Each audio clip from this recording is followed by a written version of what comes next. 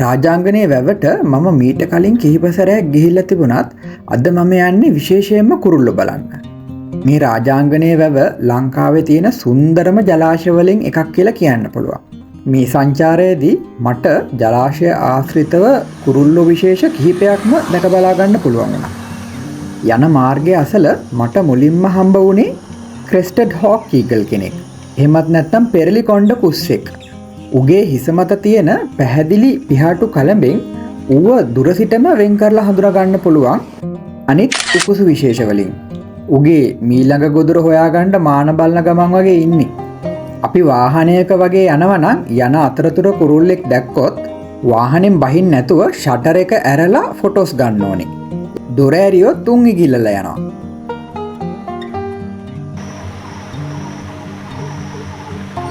එතනම ළඟ තියෙන තවත් ගහක ක්‍රෙස්ටඩ් සර්පන්ට් ඊගල් කෙනෙක් එහෙමත් නැත්නම් සිළු සර්ප කුස්සෙකුත් හිටියා. ඌනම් ලංකාවේ සෑම ප්‍රදේශයකම වගේ දැක බලා ගන්න පුළුවන් හරිම සුලභ කුරුල්ලෙක්.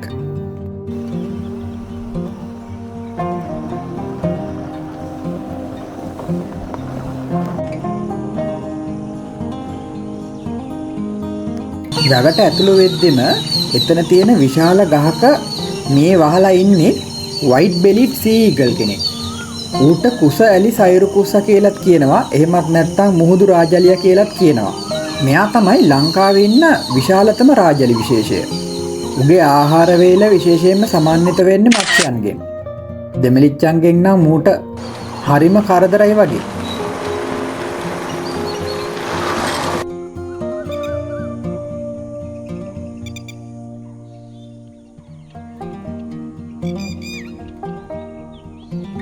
උදේ පාන්දරම දීවරය වැඩ පටන් අරන්.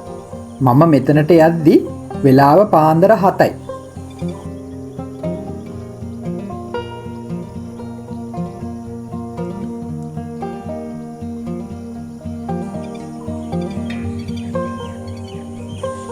මේ ඈත පෙනෙන ආන්දොරටු සහිත වේලත් එක්ක තියෙන කළු ගල උඩට නගින්න පුළුවන්. අද මම එතනට යනවා.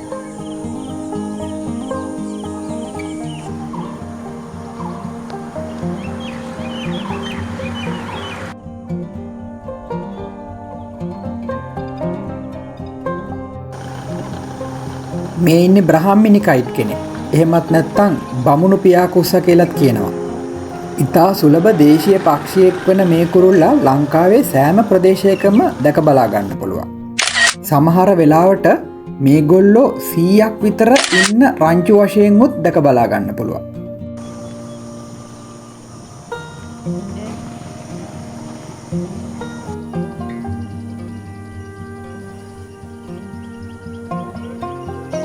මේ ගහේ අතු අතර පැන යහුසුලුව කෑම සොයමින් ඉන්නේ බොර සබරිත්තා. එහෙමත් නැත්නම් බ්‍රවුන් ෂයිට් කෙනෙක්.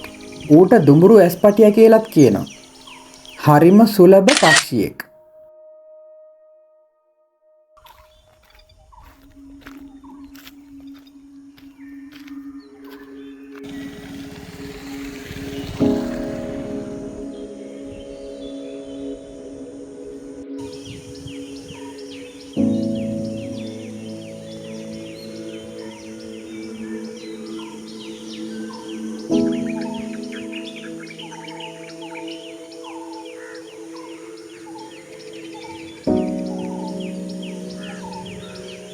මේ අලුකොකා තනි කකුලෙන් ඉන්නේ ඇයි කියලා දන්නවද?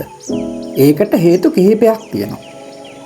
පිහාටු රහිත පාදවලින් ඇඟේ තාපය ඉක්මනින් අයින් වෙන හින්දා ඇඟේ තාපය ආරක්ෂා කරගන්න ඌ කකුල පිහාටු අතර සංගවාගෙන ඉන්නවා.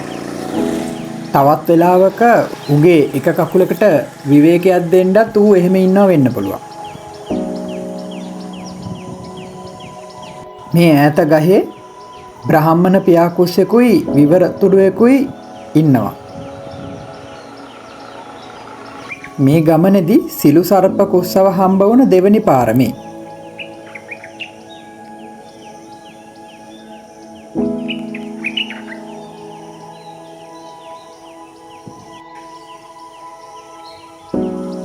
ගව කොකයි මී ගවයයි අතර තියෙන සහජීවී සම්බන්ධතාවය කොච්චරද කියන එක පේනව නේද?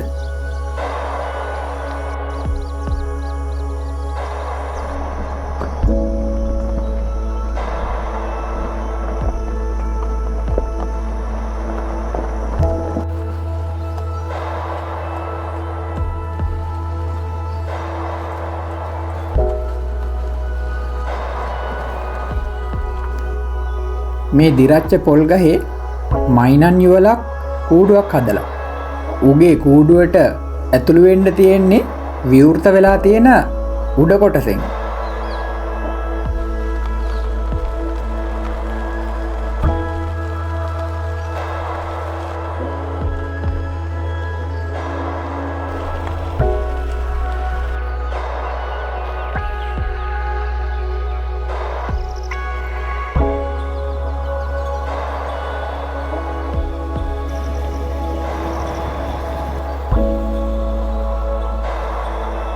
මේ පොල් ගහේ වහලා ඉන්නෙත් ෆිෂ් ඊගල් කෙනෙක්. එහෙමත් නැත්නම් මුහුදු රාජාලියෙක්. මේ වැව නම් මුහුදු රාජාලියන්ගේ පාරාදීසයක්.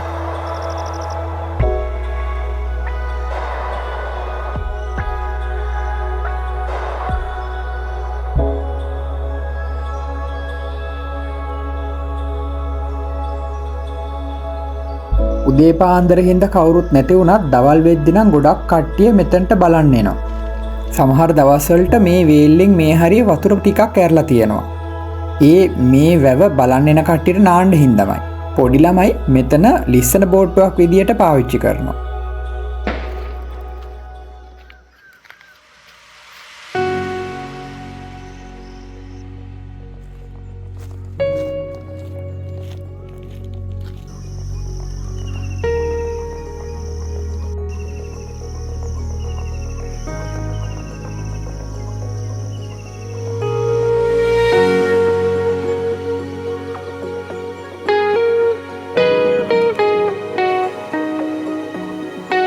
මේ තනියම ගල උඩට වෙලා නැට්ට උඩ පහළ දමමින් ඉන්නේ කොමන් සෑන් පයිප කෙනෙක් වගේ. ඒගොල්ලෝ ගොඩක් වෙලාවට තනියම තමයි ඉන්නේ. හරිම සුලභ කුරුල්ලෙක්.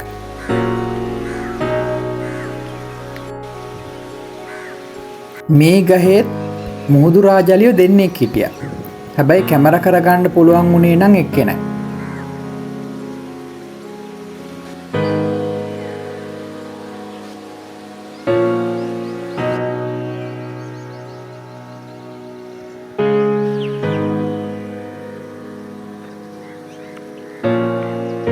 ගල්තලාව උඩට නගින්න පඩි පෙළක් වගේ හදලා තියෙනවා. ගල්තලාව උඩ ඓතිහාසික වශයෙන් වැදගත් වෙන පන්සලකුත් තියෙනවා. හැබැයි ඒකේ නටබුන් තමයි ඉතිරි වෙලා තියෙන්නේ. උඩට ගියාම අවට පරිසරය පුදුමාකාර සුන්දර අන්දමින් දැක බලා ගන්න පුළුවන්. අර ඈතින් පේන්නේ අපි ඇවිදගෙන ආපු ජලාශයේ වේල්ල. පේනව නේද? අවට පරිසරය කොච්චර සුන්දරද කියලා.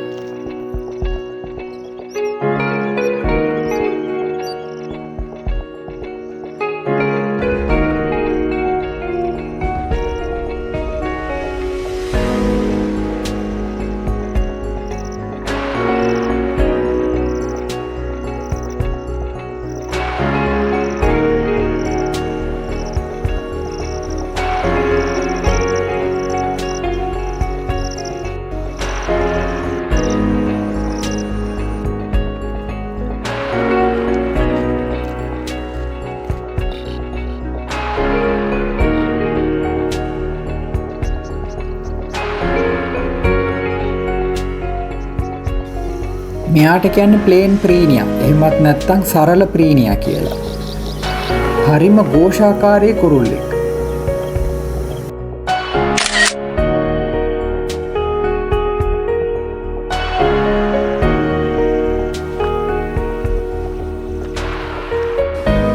මේ ඉන්නේ ග්‍රේට් ටීගර්. එහෙමත් නැත්නම් මහ සුදු කොකෙක්. උගේ තියෙන දිගු S හැඩැති බෙල්ල, කහ හොට සහ දිගු කළු පැහැති පාදවලින් අනෙකුත් කොකුන්ගෙන් හඳුරගන්න පුළුවන්. හැබැයි නිතරම මේගොල්ලන්ව පුංචි සුදු කොකා එහෙමත් නැත්නම් ලිටල් ඊග්‍රට් සහ සුදු මැදි කොකා එහෙමත් නැත්නම් ඉන්ටර්මීඩියට් ඊග්‍රට්ගෙන් පැටලෙවෙන සුළුයි. තඹුත්තේගම හරහා අනුරාධපුරයට යනවා නම් රාජාංගනේ ජලාශය බලන්නත් අමතක කරන්න එපා. එතන නම් මාරම සුන්දරයි.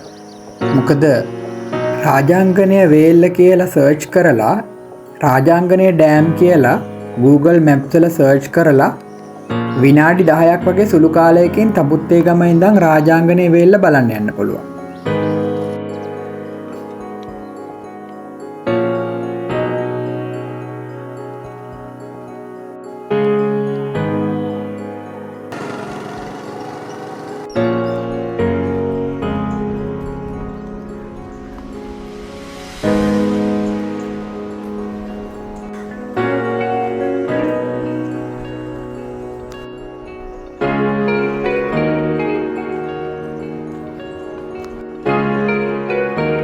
මේ vlog එක ගැන ඔයගලන්ගේ අදහස් තියෙනවා නම් කමෙන්ට් එකක් දාන්නකෝ.